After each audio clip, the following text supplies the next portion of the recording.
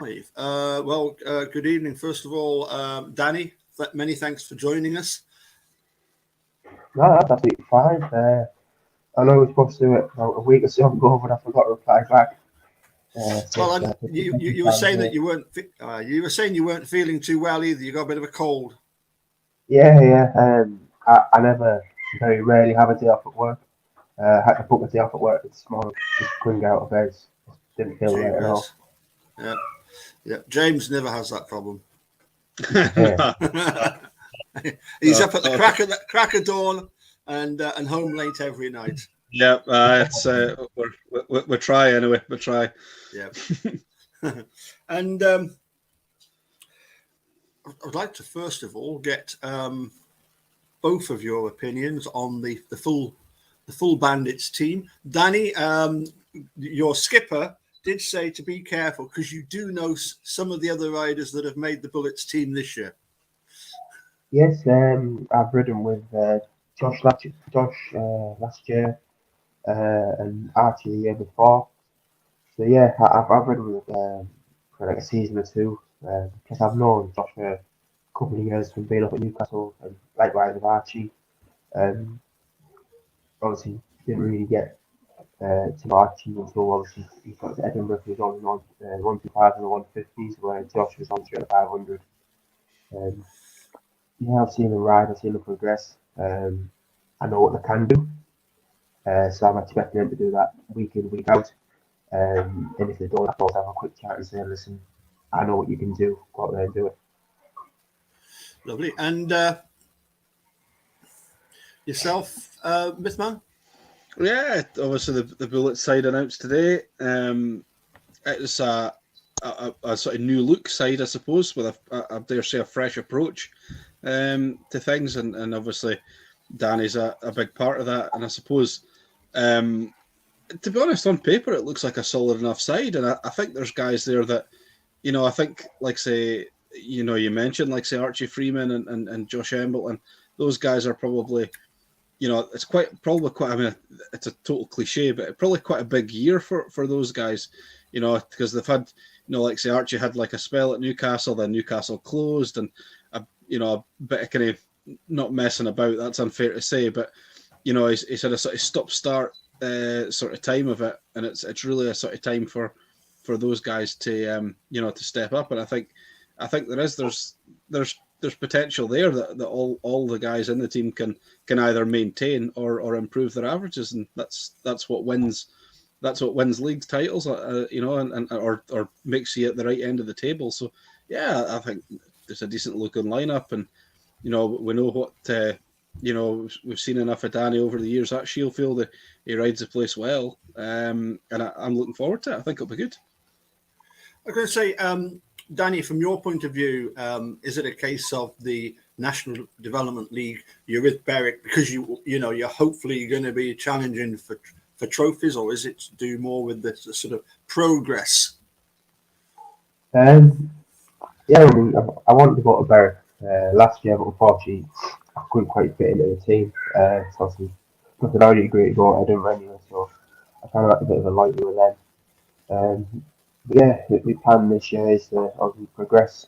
We'll try and be honest to win the league and knock on the door for the number 7 spot in the championship.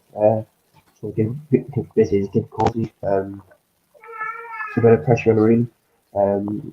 I know Cozy quite well. We've been with him for a couple of years, so we know how each other's ride, and we're getting quite well anyway. Sure. And James, what about for you? What do you see this season? Is it development, or is it to try and because we got close last season, didn't we? And before, didn't we? Well, we were fairly close. I think obviously it's nice. It's nice to be at the right end of the table, and it'd be nice to be winning every meeting. But I think as long as the guys are making that progress and and stepping up a little bit, I think as long as the guys are progressing and enjoying the racing, the rest of it will fall into place and come anyway. So if they can do that with no real pressure on their shoulders, or the only pressure being what they're putting on themselves, I think that's when these things tend to be more successful, rather than being labelled as favourites and you'll steamroller everybody and stuff. I think when there's no pressure, less expectation, then I think that's when these things happen almost. Absolutely. I think we know the management at Berwick pretty well, and they're not really into trying to put a load of pressure on the riders, are they?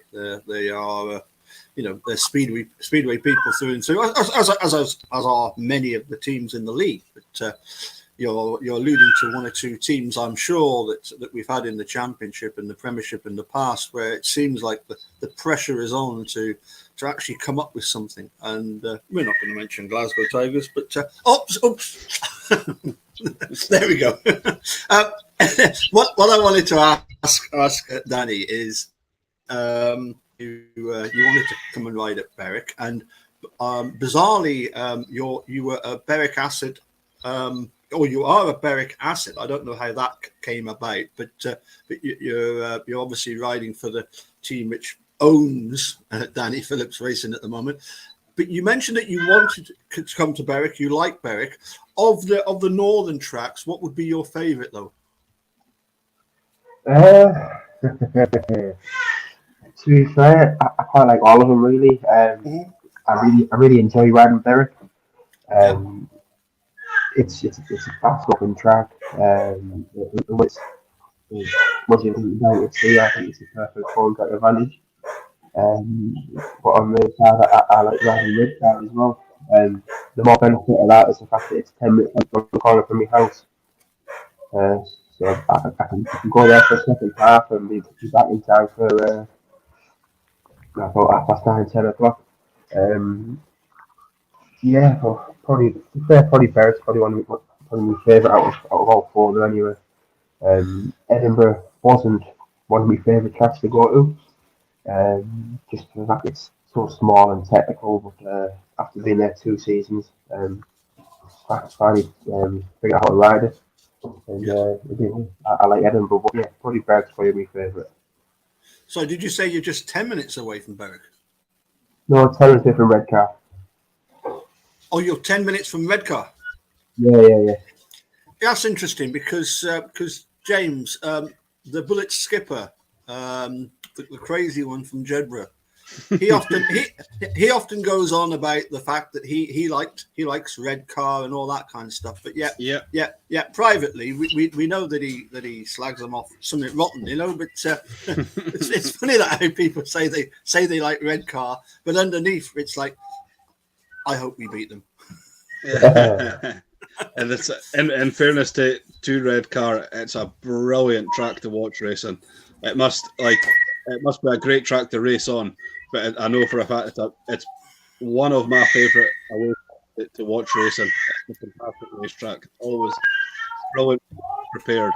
It's a great racing, undoubtedly. I don't think either of you will have been to the county ground at Exeter.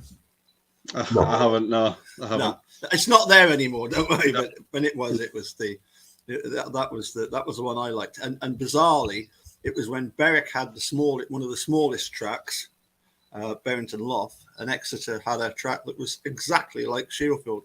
I wanted to ask Danny if you can explain to me the sort of how do you end up having a home track advantage? Is it just familiarity with the racetrack? You're going there every few weeks, or is it also to do with the setups? You know what setups are going to do what? Yeah. It all boils down to consistency. If the track's the same week in, week out, you can go to a home meeting the following week and have exactly the same setup and it works straight away. But when you start going to your home track and it's different every single week, that's what that is with home track advantage. You're practically in a way ride. It's got to change setup and see what works. If that don't work, try something else. So, it's really consistency, really. Track the same week in, week out, and you're going to get a home track advantage fairly quickly because you know exactly what setup to run, which is the right one, which is the wrong one, and then if it does change, because you've tried different setups, you should know which is the right one from there as well, really. Right. And James, presumably this year we've got a Bullets team skippered by the mad guy from Jedburgh, who often doesn't just ride the track as wide as possible. He's often in a different postcode as he's going around. I mean, James, Danny, is this going to be a case of, because Greg can ride really wide, you think he'll encourage others to follow suit, or do you think it's better just to stay a bit safer? No, I think if the track is right, if the track's all prepared well, if Greg can do it, then this is fair. Anyone can do it, really. If you're going to make it good, you've got to go that one step further than everybody else. So if someone's just saying the dirt line, you need to get in the dirt. That's the only other way you're going to get past it. So if you've got to go that Greg Blair line, then you've got to go that Greg Blair line, regardless. I was going to say, James, I think you've commented on this before, but Ben's 1 and 2, it's Leon that tends to like to go really wide, doesn't it? He seems to, be able to find something that other people doesn't or can't, rather, on Ben's 1 and 2. But Ben's 3 and 4 on the big bank, and tends to be where it all happens, as Danny will know. But as I say, the one thing I will say about the Bullets team, with the likes of Danny, Greg, Connor, it's all guys that aren't scared to have a go, all ride the place fairly well, and they've got this. They're not scared to. They're not going to back out of any 50-50s. So it's all. It should be quite exciting. If nothing else, we'll be entertained, and that is ultimately the aim of the game. Sure. I mean, Danny, would it be fair to say that Greg is the oldest member of the Bullets team? I'd say it's more experienced than oldest. I'll say he's older. Yeah. Well, he's past 29 now, isn't he? So I think he is the oldest. I think second oldest, is it not Connor? Is Connor about 28? Something like that. Yeah. I mean, the thing is that I'm sure Greg wouldn't mind me saying this, but Greg obviously made a fantastic comeback, and Greg is still keen on progressing further and becoming a top heat leader in the National Development League and eventually getting a regular championship place. I presume, Danny, that's something that yourself, and obviously Connor's got that now this year, but that's something that you're still striving to do, yeah? Yeah, I think it's like everybody else's goal as well. It'd be the same. Archie, he'll be going for the same thing. Josh will go for the same thing. Yeah. I've already spoken to Gary. That's what my aim is there to do. And I spoke to Greg as well. His aim is exactly the same. So, although we're all as a team, we've all got a bit of competition between us all, which I think we're quite good. I don't think one person will stand out from the crowd. I think everyone's going to be fighting for different places. I have a feeling we're going to have more than one number one this year. Three at least. I don't know who started at number one. I'm thinking it's Connor. I believe so. He'll have to, if he keeps scoring his points, but then if me and Greg do as well, there's going to be a lot of competition for that number one spot. The other thing to watch out for Greg is that sometimes he goes really crazy and does some very bizarre things. Would you like me to share one with you? Because how we were talking about Shielfield and the third and fourth bends. Have you ever seen anything quite like this before? So here we are coming into the third bend, and I'm wearing this brightly coloured shirt for the man who is normally standing there with another brightly coloured shirt. This, I would say, is probably the fastest part of the track. You're coming in here with a hell of a rate of knots, and you've got this banking to run up when you're coming in. So you want to come in here just off where, at that dip there, and you've got a lot of options. You can do what Theo Piper's been doing. He cuts it down onto the white line, and he can usually build up enough speed to get yourself out the corner and get into first place. Or you can do what Bummer does, or myself, and run it away up round the fence and keep that momentum going and come off the corner onto the straight, again carrying a lot of speed. So your options, you've pretty much got to decide what you want to do when you're halfway along the straight, who's behind you or who's in front of you. But 9 times out of 10 you'll see boys wanting to chase the dirt up against the fence, and looking at it, it does look like there's going to be a bit of material just coming out the fourth bend, which we'll go and have a little look at just now. I mean, seriously, Dan, have you ever seen a shirt as dodgy as that before? Well, he definitely gives Scotty Nichols a run for him. He done even the shirt. What we should add, sorry to interrupt you there, so what we should add, that shirt actually belongs to Paul. So don't let him fool you. If there's anyone who knows about dodgy shirts, it's this man right now. Let's just say that. So he's given Scotty Nichols a run for his money in his shirt, and he's given Calvin Taylor a run for his track knowledge. All he needs now is a diatometer, and he's all right. And yeah, Scott Nichols might have a fast bike, but I've got louder shirts than him. That is a true story. That is a true story. I'm sure if you ring Scotty up and ask him to wear one of your shirts, yeah, I think he might. Yeah, the next thing I wanted to ask, and we alluded to earlier, the fact that you're a Berwick asset, how did that come about? Well, I was owned by Newcastle previously, and I spoke to Rob Grant. He wasn't going to use me for anything. He didn't want me to use me in his championships time, and it came about. Said, "Oh, I kind of want to leave and find another club that want to use me." So fine, I'll put you up for sale. So I just kind of put my feelings out a little bit. I spoke to Scott Jamie, Berwick, and about a week later, they were right, we're gonna sign you as a club asset. And that's kind of how it went from there, really. It kind of snowballed from there.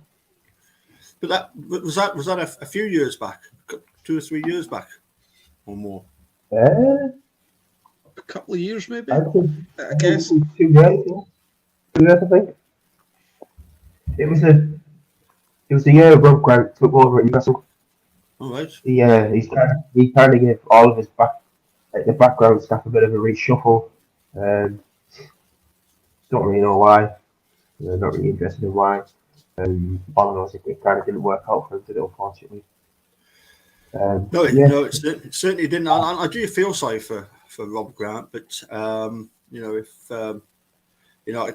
totally get that if you're you're wanting to ride and you're riding, you've signed for a team, you're owned by a team, and they're not going to use you, then that's the best thing is to go and employ your trade elsewhere. But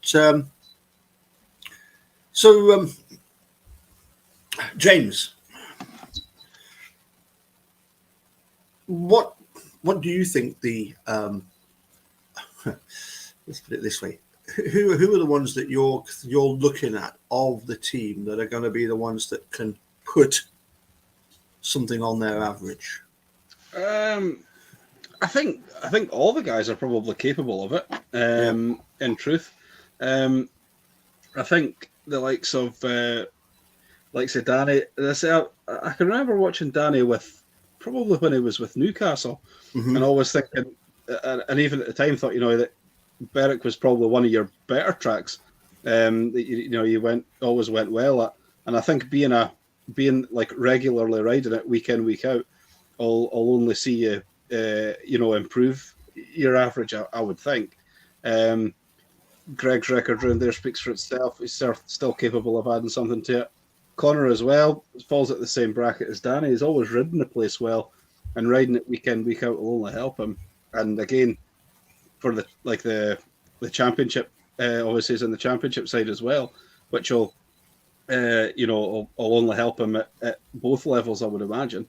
But for me, guys like, as I mentioned before, guys like Archie Freeman and Josh Emble, and they've been sort of not starved of regular racing. That's unfair to say, but they've had sort of stop-start careers for one reason or another, and the likes of Jamie Halder, another rider I don't know an awful lot about, to be honest. Probably the rider I know the least about in the team. They're all guys that are all on fairly low averages, and well, if you're starting on a low average, then the only way is to go up. If all the guys had, I don't know, half a point, even less onto their average, you're going to be at the right side of the the sort of right end of the table. So, and you'll have progressed. So I think there's always a surprise packet somewhere, and there's always someone that exceeds your expectation. It's just a case of who that's going to be. It might be more than one.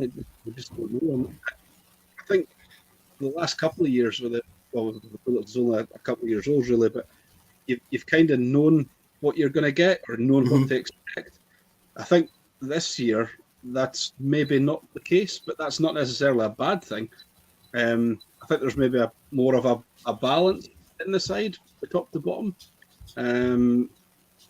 It'll be interesting. It's hard to pinpoint anybody. I think it would be unfair to pinpoint one guy, because I do believe that all 7 of them have got potential to improve.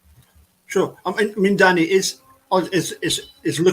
do you sort of look at the averages? Are you an averages sort of person and look at the averages to see how you're doing? To be fair, I don't really like looking at them, because you can have 3 or 4 really good meetings to score and 10, 12 every meeting. Then you have one bit of a stinker and get 3, and the average drops massively. So I'm not really a fan of the averages. If I am, it's more average per race, not average per meeting type thing. They like to do in Sweden and stuff like that. I think that seems a bit easier to understand than having like 6 or 7 points on the average per meeting. I'm just more of a turn up, do what I've got to do, ride, score as many points as I can, hopefully get the team win, and then kind of socialise at the end and go home, really. Average not. Yeah, but everyone's a high average. That's what other championship and premiership teams kind of go off, but they can't see how they're riding. Because sometimes someone might have a 7-point average rider, but he's riding like an 8 or 9 point average. But because I do 1 or 2 stinker meetings during the season, it kind of puts the average down. But unfortunately, like I said, that's what other teams look at before they look for a rider. They don't see how he's riding, it's just how many points he scores. Mm-hmm. Yeah. I mean, I do get the impression that sometimes when it comes to team building, it is just a case of, there is a rider whose average is a certain average, and that's going to fit. So we go for that. But I mean, so obviously, Danny, I'm sure that riding at Berwick, a track that you like, your average is going to improve tremendously. Of the other riders that James has mentioned, are there any that you're sort of more familiar with or less? I mean, the new lad, is it Halder, Jamie Halder? Yes, Jamie Halder. Yeah. I think you've got Danny's frozen, but hopefully technical he'll come difficulties. back. Hopefully he'll come back in again. And I think the last thing I heard him say was "You're frozen." It's actually Danny that's frozen. So hopefully he can. Hopefully. There we go. There we go. Yeah. There you go. Look at that. There we are. Back again. Yes. So yes, I don't know if you heard what I was saying. The question, obviously yourself, you should definitely be looking to put quite a bit on your average riding at Berwick, where you'll enjoy it. Particularly the fans on the third bend and the commentary team, they're absolutely phenomenal. Unashamed plug. But the but of the other guys that are in the team, are you familiar with? I mean, James is saying he knows nothing about is it Halder, Jamie Halder that signed? Yeah, do you know it? Yeah. I read with Josh and R24, and to be fair, I've rode with Jamie as well. Excuse me. Back in 2018 for Coventry when we rode at Leicester. Right. He's a good, consistent rider. He'll get 5-6 in a meeting, not a problem. But he's injury prone. this is his downfall. I think he's broke his shoulder or collarbone a few times. But if he stays on, he'll score 5-6 points without a problem at all. Excellent. Now then, we get to our. There was one question I particularly wanted to ask you, and that was we alluded to it earlier about whether you were like a sort of into the sort of technicals of the bike setup and everything. Is that something that you're particularly interested in? Is how the just how to set the bike up, how to make little adjustments, all that sort of stuff? Yeah. I'd like to think that I know by now what I need to change bike wise to get to it. We work quite hard in the pits and during practice days just to change little things. Some people go to practices and just ride the bike, and we do 4 laps and go in, won't change anything, where we tend to do 4 laps, come in, and then we'll change something massively different just to see how it reacts. If it doesn't work, we'll write down our little black book and say, no, that didn't work. We try something else. That's what we tend to do during the winter. And even on press day as well, but we'll still do it then as well, so we try and find the best setup around Berwick. But I like to think I'm 90% sure what setup I need around Berwick by now anyway. Sure. I think the technical term for the engine that Greg Blair uses is an FAF engine. Have you ever heard of an FAF engine? It's fast as flinty, isn't it? Is that right, James? Fast as flint, something like that. Yeah. Fast as flint. Something like that. I remember. I don't know, Danny, if you were at Redcar for the British, was it the under-18s, under-19 final? Under-19. It would have been under. I don't know if you. I think the last under-19 final was at Berwick. Right. No, I just wondered if as you say, if you're 10 minutes away, if you maybe sort of popped along, because there was lots of people in the pits, obviously, because you've got what was it, 18 riders or stuff, But what was interesting was that Greg said to me that there were riders there at that level who, to be honest, didn't really know what they were supposed to do with setups and stuff, and they were being a little bit sort of let down by I don't know, by maybe there's a directive needs to go out to everybody to say you must ensure you do this, that, and the other, so that if you do need to jump on a bike, I remember he said to me, one of the riders, he hadn't even got his second bike ready, so that if anything happened to his first, he couldn't just jump on it straight away. It's a horribly cold bike. They don't know any different. You see a lot of riders that they won't change anything. Not because they don't want to. It's just they don't know how to. They don't taught them. The problem with this sport, it's all pretty much self-taught. So if you get given some bad advice, you don't know if it's bad or good. So you're going to take that advice as it is. Then you kind of get stuck into little bad habits. Sure. That are really hard to get out of once you're stuck in them. But yeah, if you've got a decent crew behind you, you'll have a rough idea of what they're doing, and then it's kind of like a solid base to go from, really. I try to help. I'm going to practice if I see some juniors struggling. I do go over to try and help. But I can only tell them what I know. And it's up to them whether they take it on board or not. I like to think that sometimes they do, but I know sometimes they don't. They just think I'm interfering. So sometimes it's a good thing trying to help, and sometimes you think, well, I'm kind of wasting time a little bit. But people are only going to do what they want to do anyway, regardless of what I tell them, what you tell them. You can have great eye confidence to tell them doing some advice. and you're only going to do what you want to do.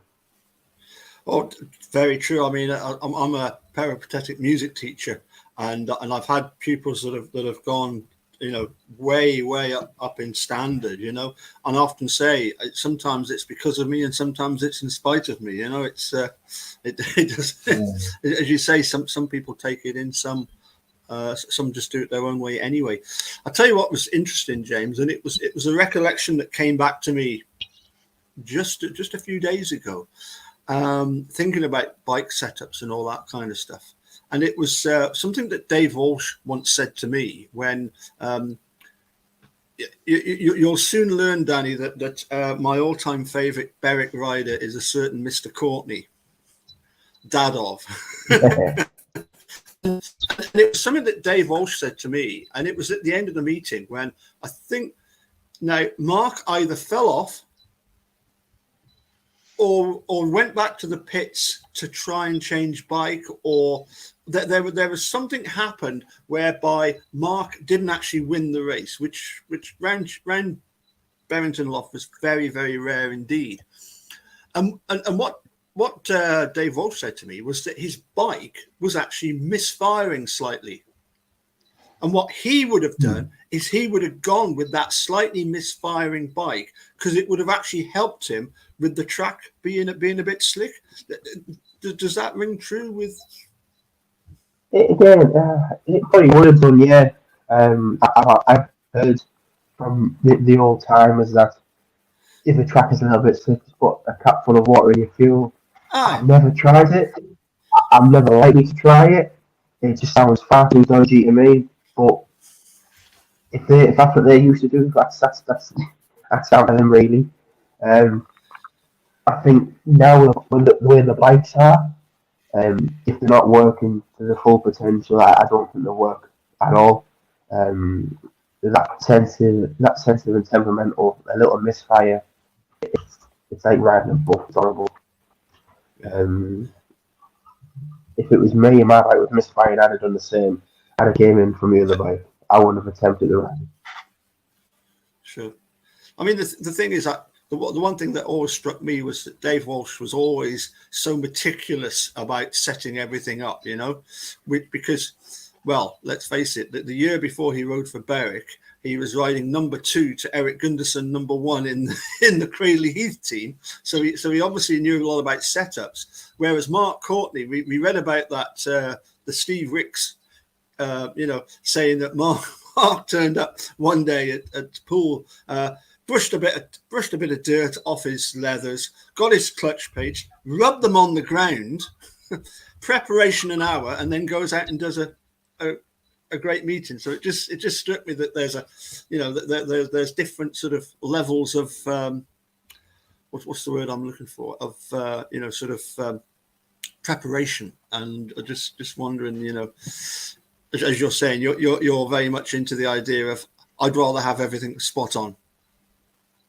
Yeah, definitely. Yeah, I think that's the sort of mantra of most riders these days, isn't it? Everyone's always immaculate before turning up to a meeting, so you know exactly where you're starting, like a fresh sheet of paper, as it were.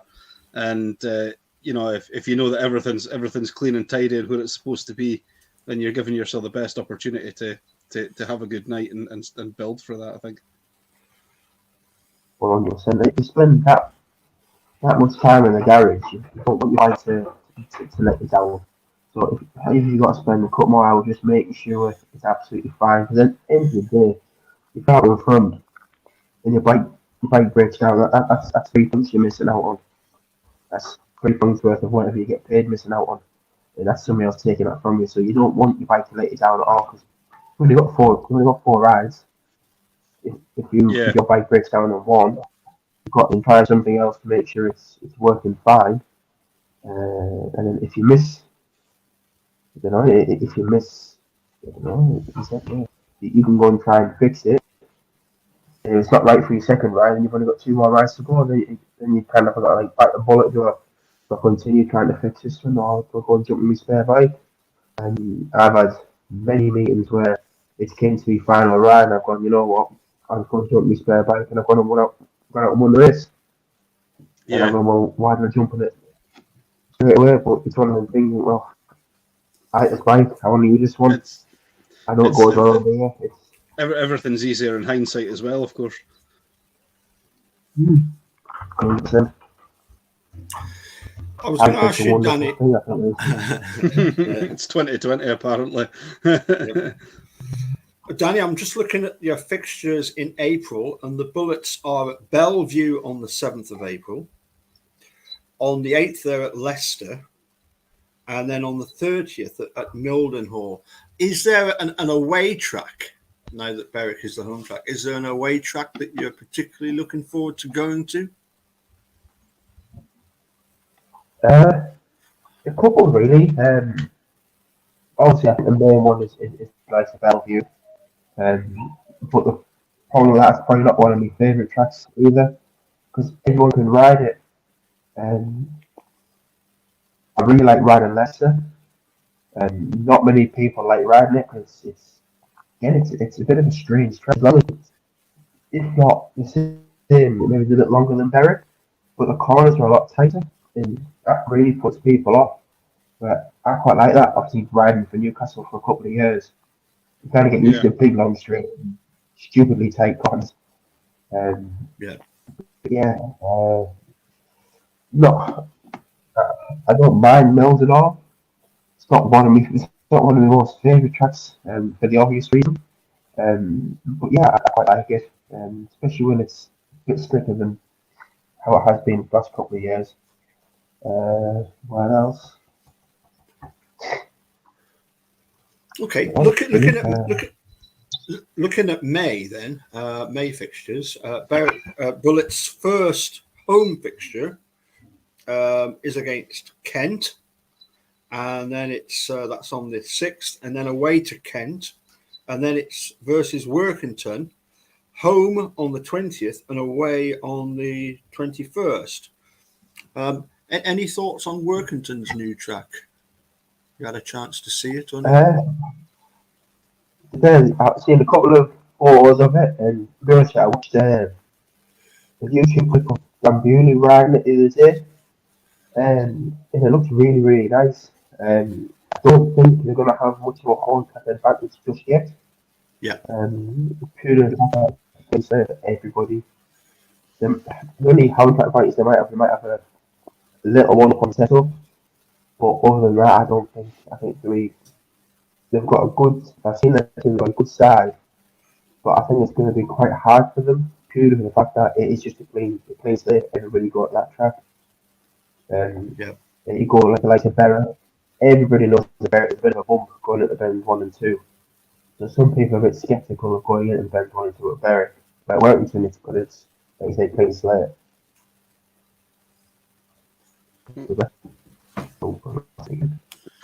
Cheers, shuffling. Yeah, there we go. Got you back again. Going into June then. So I have to take the glasses off again to read these. Dear, oh dear. Not easy when you've got the headphones on and they're tight as anything on your logos. June, we're looking at the 3rd, Bullets versus Oxford. The 10th, so a week later, Bullets versus Mildenhall. And then I would imagine the 30th, away at Edinburgh. That's one that you are looking forward to. Yeah. I wouldn't put going back up there, but it's different when you go back to the previous team as an away riders. It feels a little different. I don't know if it's a little bit of added pressure because you used to be a home rider, so you're expected to score points. I don't know. I've gone back to previous tracks as an away rider the following year.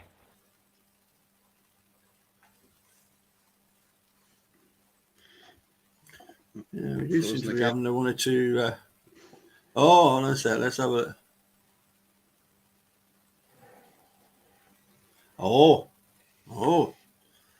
that's interesting. Oh hell! Oh. Is that Martin Clyde? That's in black and white. That's what I'm wondering. That's what I'm wondering. Now, I did hear a bit of the live on Monday night, and there was mention of the fact that the 4th that there is a little soiree in Berwick. Would you like to elaborate a little bit on what's planned? I'm not entirely sure what's all Oh, planned. right, okay, planned. Yeah. I know we'll be in attendance. Yes. But for a sort of, I suppose it'll be a pre-season get-together, I suppose. Yeah. But I'm not sure who's. I know some of the people that are going. I don't know who's all confirmed and whatnot. But Yes. yeah, there'll be a few of us there, I'm sure. So that'll be good. Yes. The that would be great. That would be great if MC is Mr. around Phillips is on. back. He is indeed. Yes. There must be some sort of internet interference down there round about Redcar. Is that right? Yeah, well, it says move closer to the router, so I've relocated a little bit. All right, excellent. I thought you just disappeared and knocked a blind up. That was a. And then the 1st of July, Bullets at home against Edinburgh, and then the 15th, Bullets at home against Bellevue.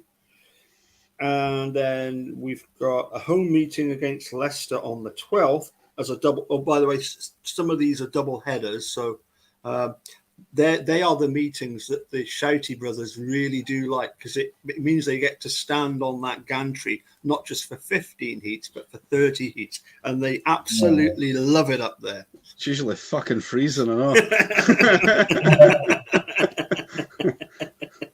And then on the 12th, yeah, the 12th is a double header, Bullets versus Leicester, and then the season culminates with the 23rd down at Oxford. What's your thoughts on? Because I must admit, I'm very impressed with what Oxford have done. They've come back in and they've really shown what can be done with the right thought behind, regenerating a Speedway team again. It's absolutely brilliant, isn't it? Yeah, well, the reopened, but they haven't reopened to participate. They reopened to kind of like take over a little bit. Obviously, I didn't know what options were like before it shut down, so I've only got the perspective of what it is now. But yeah, I'm really impressed with what they've done. And I really like the track as well, to be fair. Right. Just like a little technical track, which I thought again, I really enjoyed that for the first time. Didn't know how to take it. So I just kind of went down and attacked the track, and it worked a little bit. It didn't work sometimes, but yeah, I really enjoyed riding it. Sure. So it seems to be a pretty spread out season. As I say, I think we're starting quite early on in April, but starting off with mainly away meetings. Three away meetings in April. Home meetings, two home meetings in May, with a couple of away meetings in May, and then two in June at home, with just the one away, Edinburgh. July, home meetings, two at home in July. What have we got away? Home meeting in August, and then the away at Oxford. So pretty spread out. I mean, just I can't imagine that for most riders that's actually ideal, though, having spread out over the season. If you could have what do we got? We've got, is it 6 teams this year, James? Have I got that right? Is it 8? 8, I think. 8. So 8. If you could have you've got 7 home, 7 away. If you could have your 14 meetings over the space of, I don't know, 10 weeks, would that suit better? It would and it wouldn't. It would, because obviously you're out on the bike more and more and more. Like less gaps. But it means the season's only like there's only 10 weeks long. What I would like is at least what's something like a little Mickey Mouse meeting every every week would be nice really, but it's not feasible. So we've got like a 4 week gap, just have one just a challenge match. After 2 weeks, just try and keep everyone really fresh really.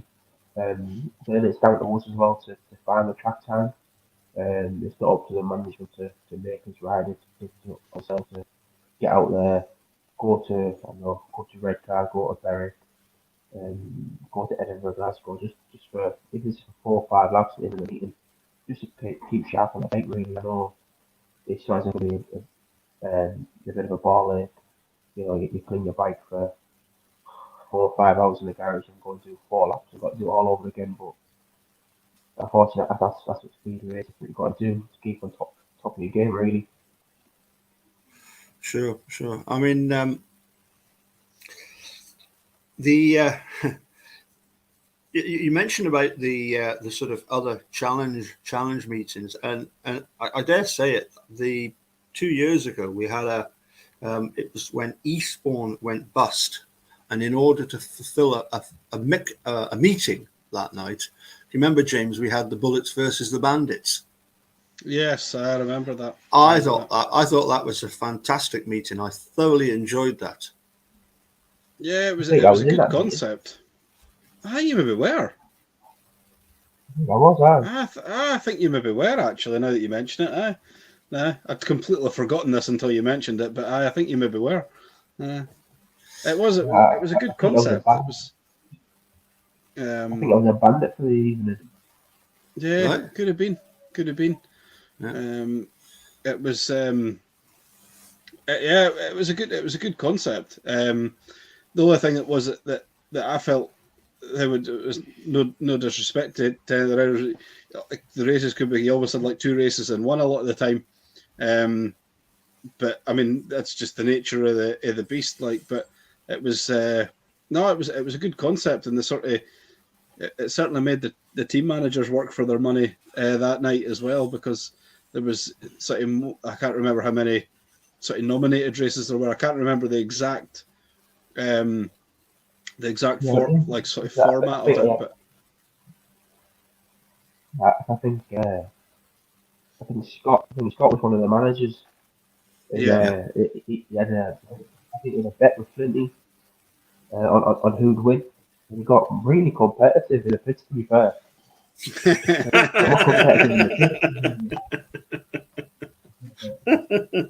I mean, I've just have this long-lasting memory of Bartosz holding back NBJ for 3 3/4 laps and just losing it on the final bend. You remember that, James?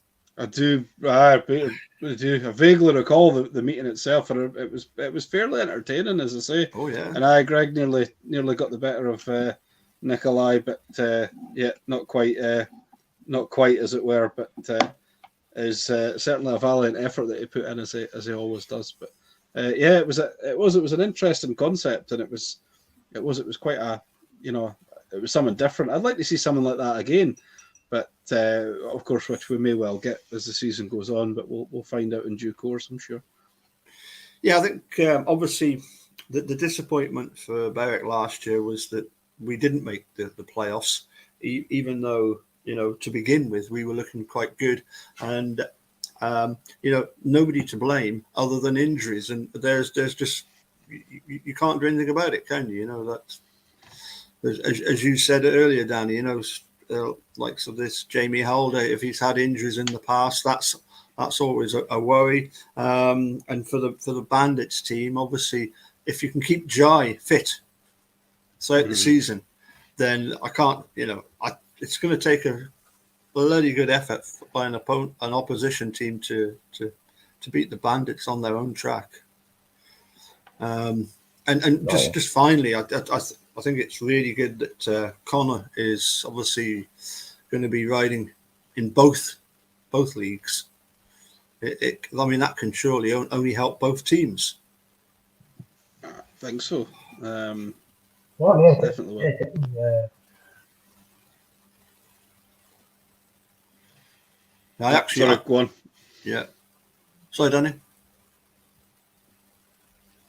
Yeah, like you said, they're kind of riding both teams. That's going to help the team. It'll definitely help him as well. Because he'll get the confidence of scoring points in the National League, which will help with the championship. And riding with better riders is also come along as well. Sure, excellent.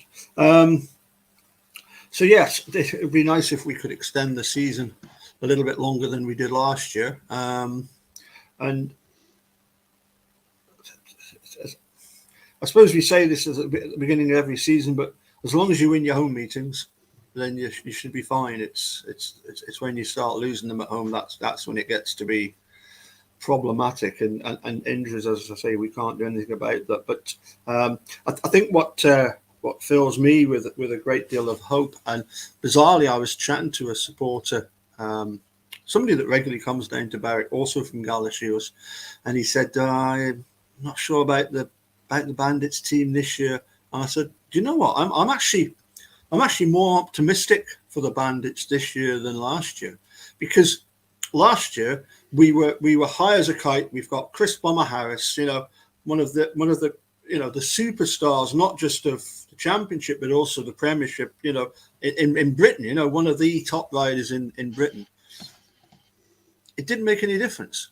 We had this out and out number one that people go on about, and it didn't make any difference. We still finished in the bottom part. Now what we've got is, certainly in the Bandits, I see the Bandits as having 3 strong heat leaders. I also see the Bullets as having 3 very strong heat leaders. And as you say, we just need the second strings and the reserves to just put a little bit on their average, and we should be good, shouldn't we? We say this every year, but it's true, as I say, and one of these years, I'm sure it'll come true, and hopefully it's this year. But there's a good balance about both sides, I think, and I think certainly the Bandits, I don't think will be on a lot of people's radar as being favourites, but that tends to be when we do a little bit better. So hopefully that's still the case this year, and hopefully the Bullets do well as well. So it'll be good. Well, I think as Danny alluded to, the fact that I'm not even going to go down the route of were there any other teams that you were either interested or you would have been keen to have ridden for, but the fact that you're keen to ride for Berwick at Berwick. It seems to me that most of the I would say surely all of the Berwick Bandits and Bullets teams are looking forward to riding at home, aren't they? To hopefully to get this back to Fortress Shieldfield. Oh yeah, 100%. Every rider, I'm going to go for my opinion anyway. Every rider look forward to riding at home. If you're looking forward to riding at home, they wouldn't be riding for that team. You go and try and find a thing to ride for. So everyone will ride fair. We're looking forward to riding at home, without a shadow of a doubt. And they'll put 110% in as well, which will again, hopefully, help us win virtually, or if not all, our home meetings. Mm-hmm. Yep. And is it fair, James, to say that when you look at some of the riders, some are more gaiters and some are more renowned for coming from the back? Oh, of course, yeah. I think that you can say that just about any team. Probably there's always going to be. I mean, that's been the case since the very beginning. There's always guys that are better at the start, and there's other guys that do all the hard work, or make it hard work for themselves, shall we say? But that's, again, if everybody just made starts, it'd be boring, wouldn't it? It'd just be. Well, it's just obviously in the Bandits we've got 2 Danish gating. What's the word we often use for Danish gating? Gating cards. Yeah.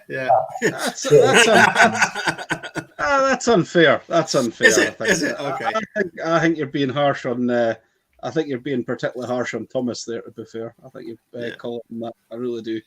No, I think both him and Tommy are going to be phenomenal this year. You know, he'll be fine. He'll be fine. Yeah. No, I do. I think, as I say, if you just had a team full of guys that were good at the start, then it would be pretty boring to watch. I think so. It's good to have that variety. I think in riders, and when you look back on some of the sort of partnerships over the years, it often tended to be, you know, guys would ride together, and there'd be one guy who was like, you know, start, he'd go off and clear off and win the race, and then the other guy would battle away and come through for you know, second place and tuck in behind him. So and that often made for more entertaining meetings, to be fair. So if the guys can get that kind of, or if the teams can be laid out in that sort of fashion, where you've got someone that's maybe better at the start and someone who kind of battles, because by the same token,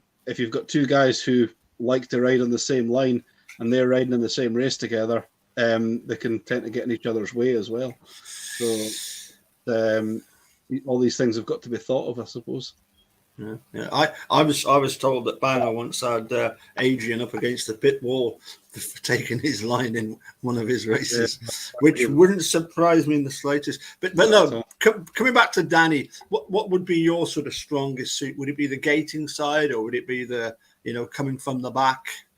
You know, what is it that you really enjoy when you're racing?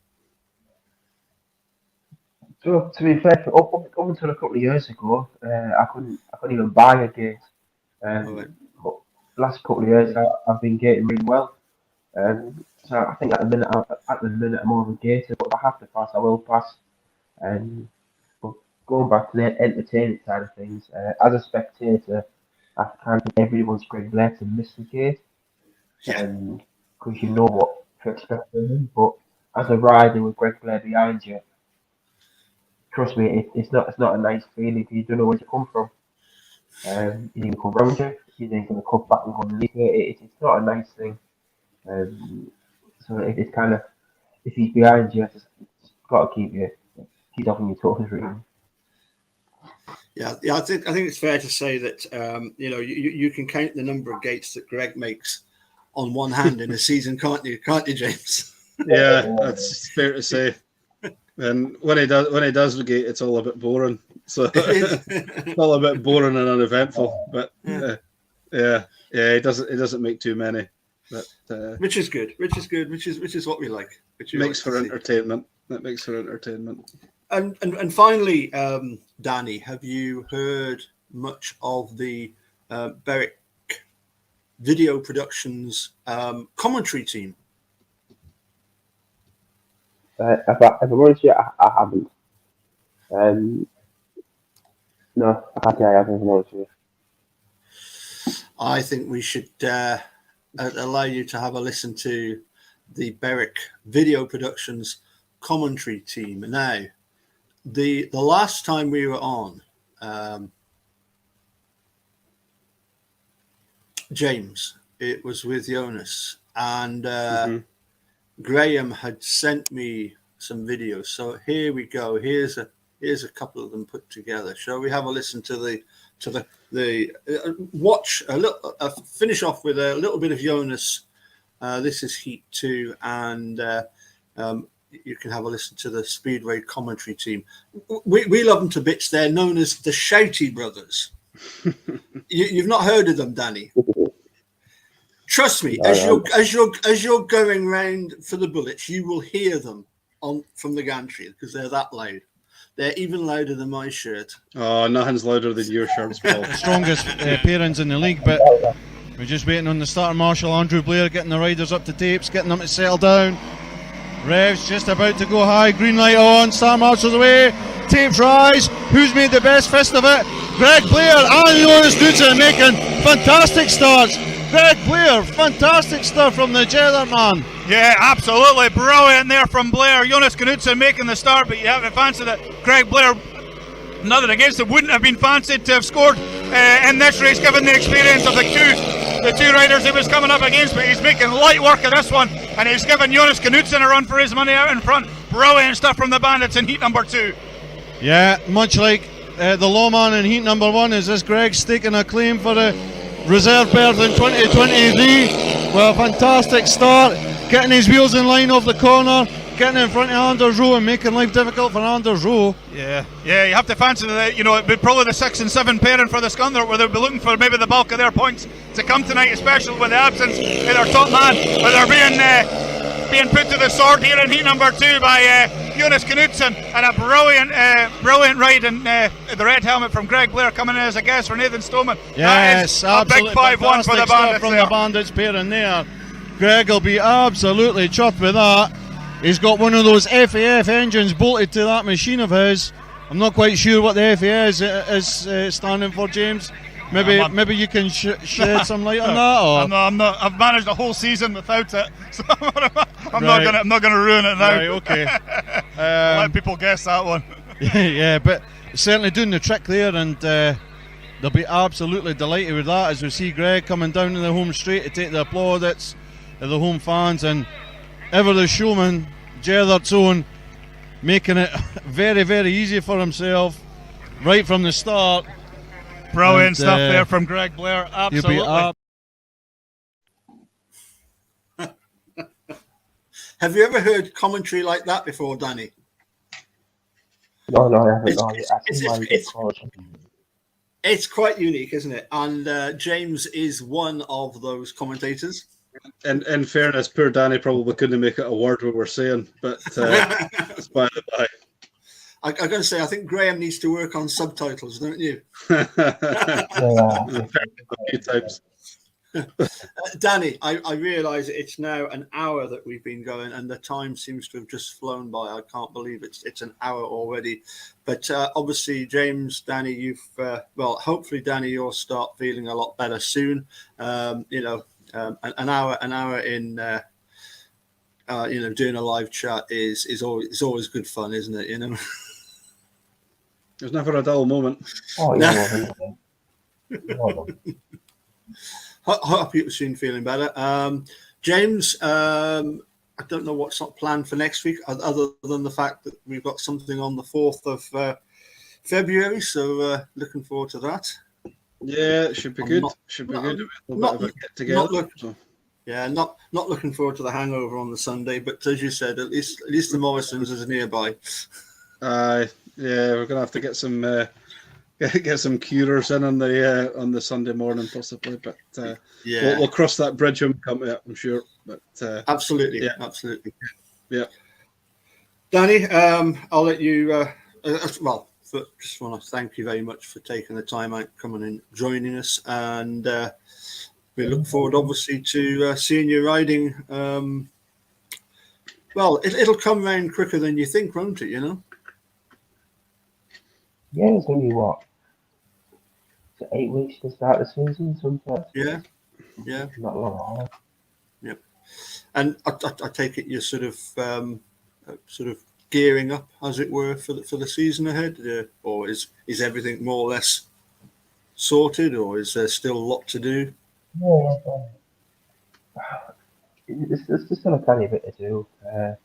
In the middle of giving the World Cup a bit of renovation, so once that's completed, the bike's all stripped and ready to play, and we're trying to rebuild it, replace a couple of things, and that's about it really. Nothing major. Sure. Okay. James, I'll let you say the cheerios, and we look forward to seeing everybody soon. Yeah, hope everybody's enjoyed it, and thanks very much, Danny, for joining us, and hope everybody can join us again sometime. Thank you. Thank you.